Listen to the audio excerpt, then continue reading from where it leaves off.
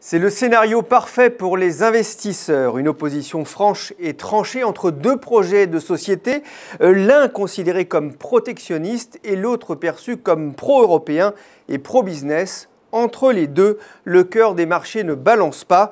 Et comme Emmanuel Macron est donné largement favori au second tour, on peut lire en bourse autant leur soulagement que leur espoir. La bourse d'abord. L'indice CAC 40 a ouvert en hausse de plus de 4% et gagne maintenant 8% depuis le début de l'année. Le risque politique se réduit en Europe et les investisseurs peuvent à présent voir le potentiel de rebond de l'économie de la zone euro, mais aussi l'amélioration nette des résultats des entreprises françaises. Mais le soulagement des marchés se mesure aussi par la forte diminution de l'aversion pour le risque.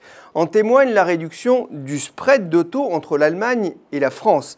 Cet écart entre le rendement offert par les emprunts des deux pays avait bondi à plus de 80 points de base ces derniers temps. Les investisseurs faisaient payer à la dette française une prime de risque importante, étant donné le risque lié à une éventuelle victoire de Marine Le Pen. Ce risque diminuant, l'écart de taux retombe ce lundi à moins de 50 points de base, au plus bas depuis fin janvier. Même constat pour les actifs dits refuges sur lesquels les investisseurs venaient chercher des protections dans les phases de stress. L'or se replie ce lundi, tout comme des devises comme le yen ou le franc suisse. L'euro rebondit d'ailleurs fortement face à quasiment toutes les monnaies, y compris le dollar, puisqu'il est revenu cette nuit à son plus haut depuis 5 mois. Une victoire de Macron serait en effet perçue comme l'occasion d'une relance du projet européen, notamment avec l'Allemagne.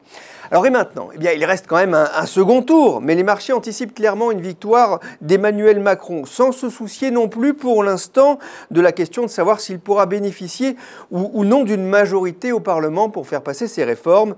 Pour l'heure, constate un analyste de Vega AM, les marchés fêtent surtout le fait que le scénario catastrophe du second tour, soit Marine Le Pen, Jean-Luc Mélenchon, ce scénario-là, il est écarté.